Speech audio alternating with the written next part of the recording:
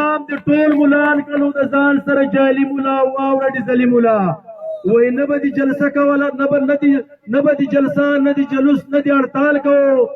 ملک چې لوټ کېدو والله چې تا یې کله خیال کوو تا خو د اسلام په بانه خلکو سره چال کوو کله دې را یاد شي چې بنګله دې شوه خالي ملا واوره ډیزلي ملا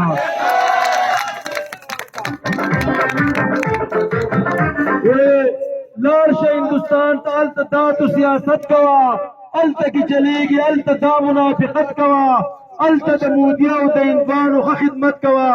نو شی به ګورنر د بمبای یا د ډیلي ملا واوره ډیزلي ملا وایي ته په دې وطن کې انتشار پیدا کوي مدام څوک چې غله ډاکوان دي د هغو مرسته کوي مدام ته په دې وطن کې انتشار پیدا کوي مدام څوک چې غله ډاکوان دي د هغو مرسته کوي مدام ملګری د نواز هم زرداري زوی د ولي ملا واوره ډیزلي ملا وایي تو سیاست سکے ملا ځان له امامت کوه تو سیاست سکے ملا ځان له امامت کوه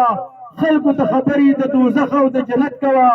څوک چې نه پوهېږي نو هغو ته نصیحت کوه هله به دې راشي په ژوندون کې خوشحالي ملا واوره ډیزلي ملا ماشاءالله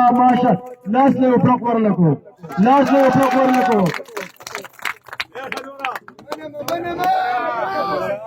ماشاءالله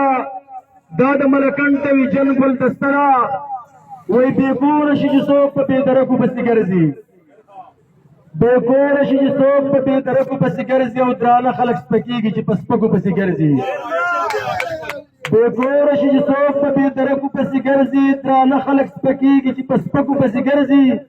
او زما د قام د کمې بدبختۍ به درته وایم چې څوک را زلمي کېږي په ټوپکو پسې ګرځي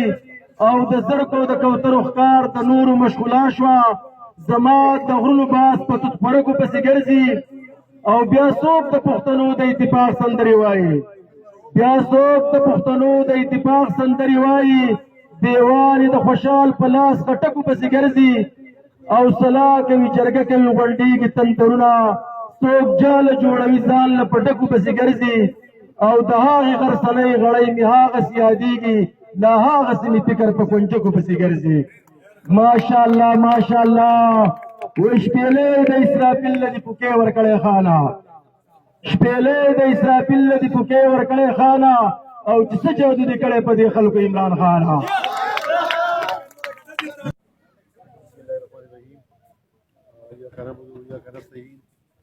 زمونږ چې کوم مقصد و هغه وشو د خیره سره زمونږ د پارټۍ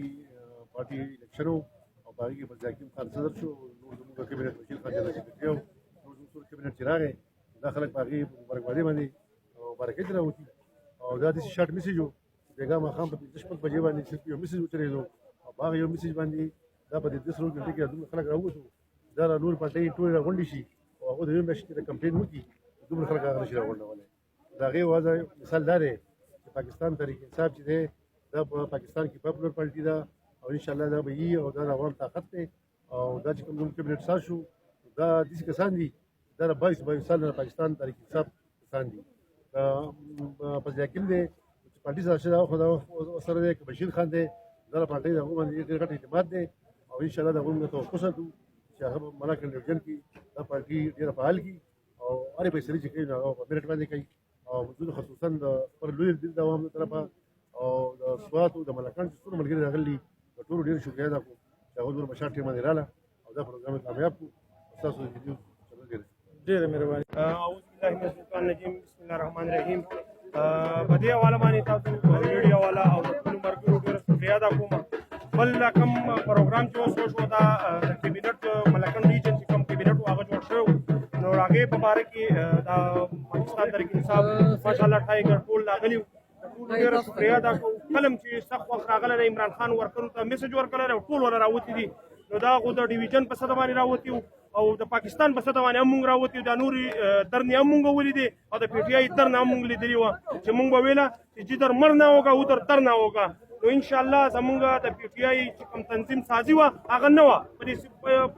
پاکستان کې نه وه انشاءالله شروع شوي ده پاکستان کې مرکز ټوله جوړه شوي ډیویژن کې اوس په سلو وایس باندې راځي انشاءالله ټول هر څه به جوړ شي د خیره ته او مونږ چې کم ورکر مایوسه دي انشاءالله مایوسه کېږي به نه د خیره سره مونږ ستاسو ته ولاړ یو که په اوري که په توپانې که په هر څه مونږ انشاءالله ستاسو مرسته کوو که ستاسو زمونږ جاني مالي هر څه تعاون انشاءالله مونږ ستاسو ته کوو د خیره سره والسلام د ټولو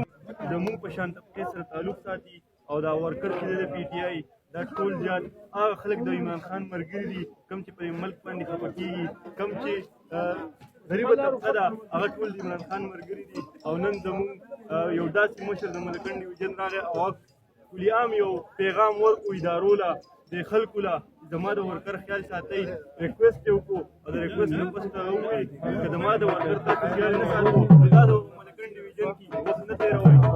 ډېر زیات خوشحاله یم چې خپل ایم این اے صاحب ولاړ دی زموږ ایم این اے صاحب هم دغه دی